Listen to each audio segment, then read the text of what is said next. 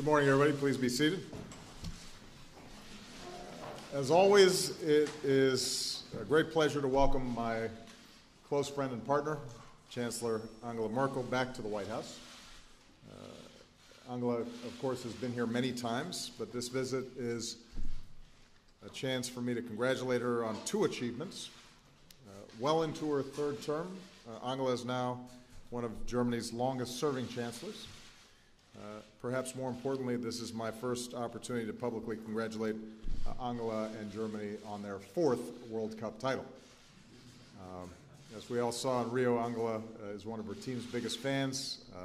Our U.S. team, however, gets better each World Cup, so watch out in 2018.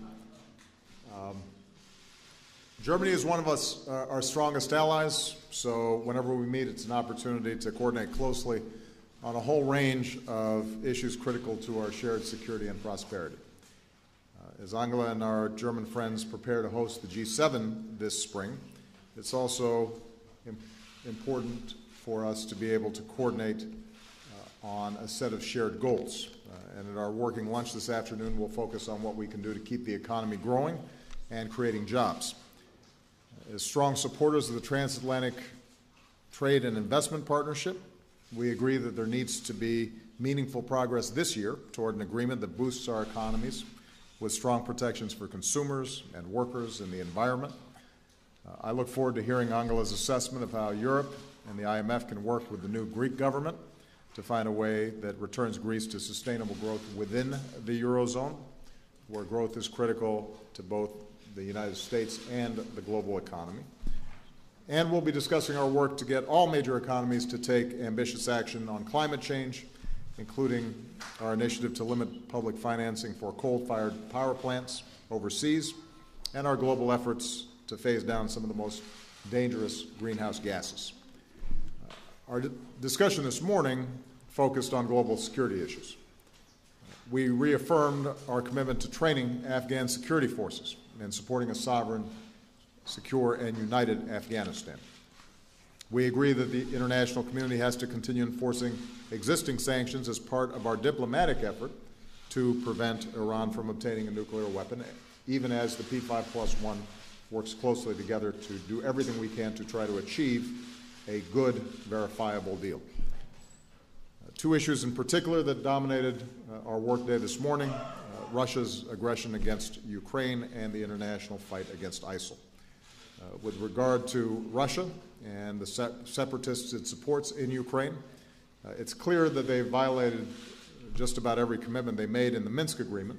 Instead of withdrawing from eastern Ukraine, Russian forces continue to operate there, training separatists and helping to coordinate attacks. Instead of withdrawing its arms, Russia has sent in more tanks and armored personnel carriers and heavy artillery. With Russian support, the separatists have seized more territory and shelled civilian areas, destroyed villages, and driven more Ukrainians from their homes. These are the facts. But Russian aggression has only reinforced the unity of the United States and Germany and our allies and partners around the world. And I want to thank Angela for her strong leadership and partnership as we've met this challenge. Chancellor Merkel and Vice President Biden met with Ukrainian President Poroshenko in Munich over the weekend, and Angela also shared with me the results of her talks in Moscow. We continue to encourage a diplomatic resolution to this issue, and as diplomatic efforts continue this week, we are in absolute agreement that the 21st century cannot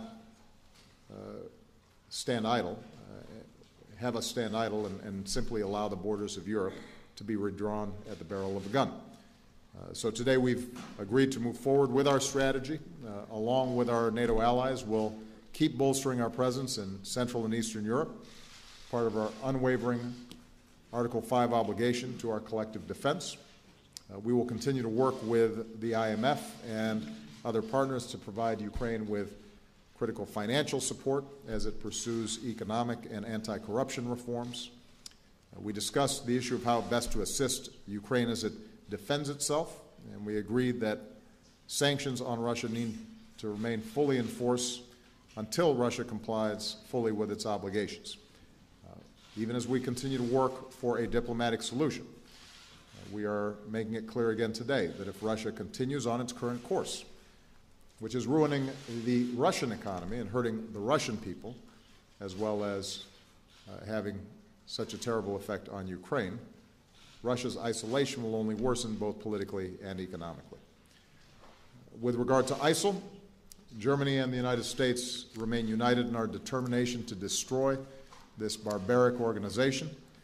I thanked Angela for her strong support as a member of the international coalition that is working in Iraq. In a significant milestone in its foreign policy, Germany has taken the important step of equipping Kurdish forces in Iraq, and Germany is preparing to lead the training mission of local forces in Erbil. Germany is a close partner in combating the threat of foreign terrorist fighters, which was the focus of a special session of the UN Security Council that I chaired last fall. And under Angela's leadership, Germany is moving ahead with new legislation to prevent fighters from traveling to and from Syria and Iraq. At the same time, both Angela and I recognize that young people in both our countries, especially in Muslim communities, are being threatened and targeted for recruitment by terrorists like al-Qaeda and ISIL.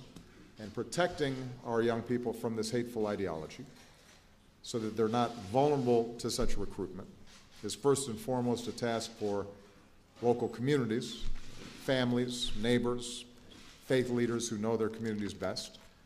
But we can help these communities, starting with the tone and the example that we set in our own countries. So I want to commend Angela for her leadership speaking out forcefully against xenophobia and prejudice, and on behalf of pluralism and diversity. She's made it clear that all religious communities have a place in Germany, just as they do here in the United States. And we're grateful that our German friends will be joining us at our summit next week on countering violent extremism, because this is a challenge our countries have to meet together. And let me end on a historic note. This year marks the 70th anniversary of the end of the Second World War.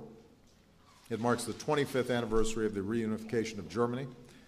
So in a time when conflicts around the world sometimes seem intractable, when progress sometimes seems beyond grasp, Germany's story gives us hope. We can end wars, countries can rebuild, adversaries can become allies, walls can come down, divisions can be healed. Germany's story and the story of Angela's life remind us that when free people stand united, our interests and our values will ultimately prevail. And as we look to the future, as I prepare to visit Bavaria in June, I'm grateful for my partnership with Angela, as Americans are grateful for their partnership with the people of Germany. Chancellor Merkel. Bundeskanzlerin Merkel. Ja, sehr geehrter Herr Präsident, lieber Barack, ich freue mich heute. Thank you, President. Dear Barack, I'm delighted to be back in Washington. 9 months ago, we were here for the last time, and this visit here has a lot to do with, first and foremost, the fact that we have assumed the presidency of the G7 presidency this year, and that we coordinate on these matters very closely, as we do on others, and obviously we will address issues related to the global economy when we meet in Bavaria on Schloss Elmau in the summer. From a European vantage point, I think we can say that we have made significant progress in a number of areas. We have countries who are now back on the growth path. Ireland comes to mind here in particular, but also Spain and Portugal. After a strong phase of structural reforms, they have now made significant progress. The new Commission, the new European Commission that has come in office, has launched a growth program in which Germany will participate. We will pin our hopes basically on growth and infrastructure, but also on other growth projects. For example, the digital economy. If I think of the state of the digital economy in the United States, there is a lot of things to be done by the Europeans now. I would say that a free trade agreement, the conclusion of a free trade agreement, for example, would also go a long way towards boosting growth. We know that you are very much engaged in the Asian Pacific area. There are a lot of free trade agreements there as well, and Germany will come out very forcefully in seeing that the negotiations between the EU and the United States on free trade agreements are pursued in a vigorous manner. It's in our own vested interest, in the interest of the United States, but also in the German interest. We are dealing basically on our G7 agenda with health issues. Let me just mention one. What sort of lessons have we drawn, for example, from the terrible Ebola epidemic? I think the one thing that we've learned is that the international organizations, the international community has to be quicker in reacting to such epidemics, and the G7 can give a very important contribution to doing this.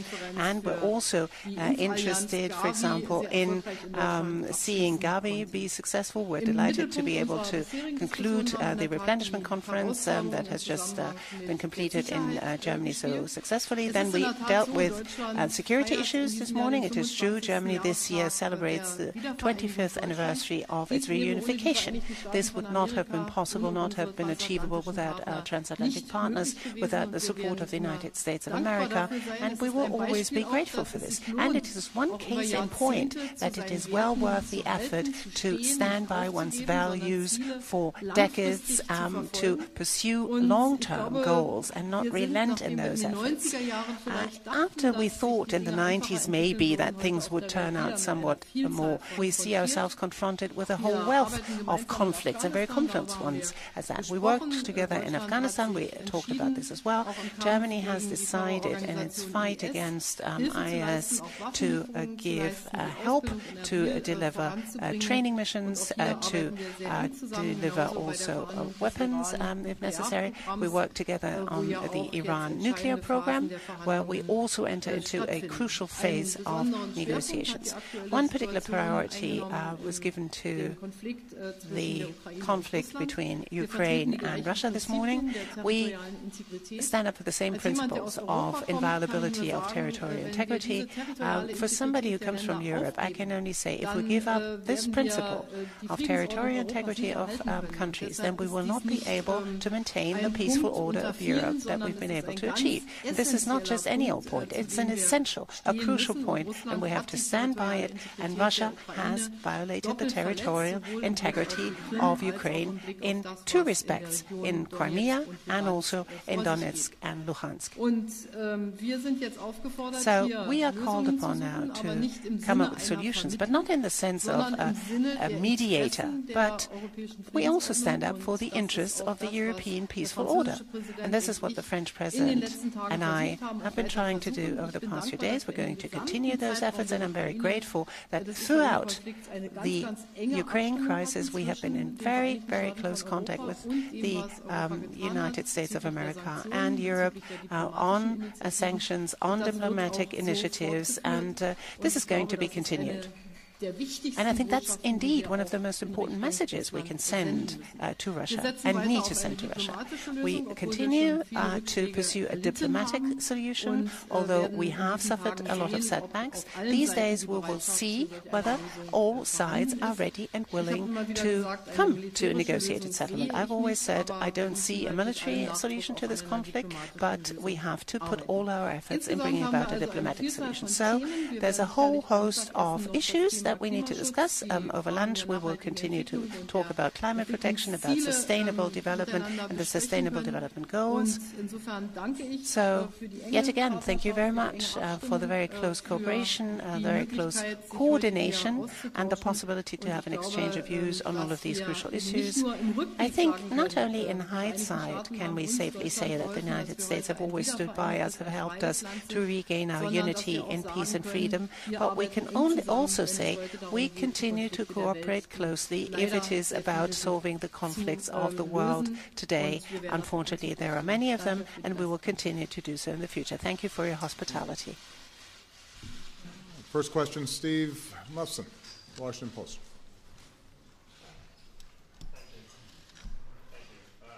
You've stressed that U.S. and Europe need to have cohesion on the issue of sanctions and on dealing with Ukraine, and yet the administration is discussing sending lethal weapons to Ukraine, which is very different from what the Chancellor said over the weekend.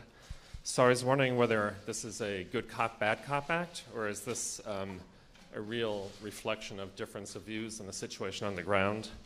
And more broadly, if there's no agreement this week, what lies ahead? Are we looking at a broader set of sanctions? What makes us think those set of sanctions will change the Russian president's mind any more than the current ones?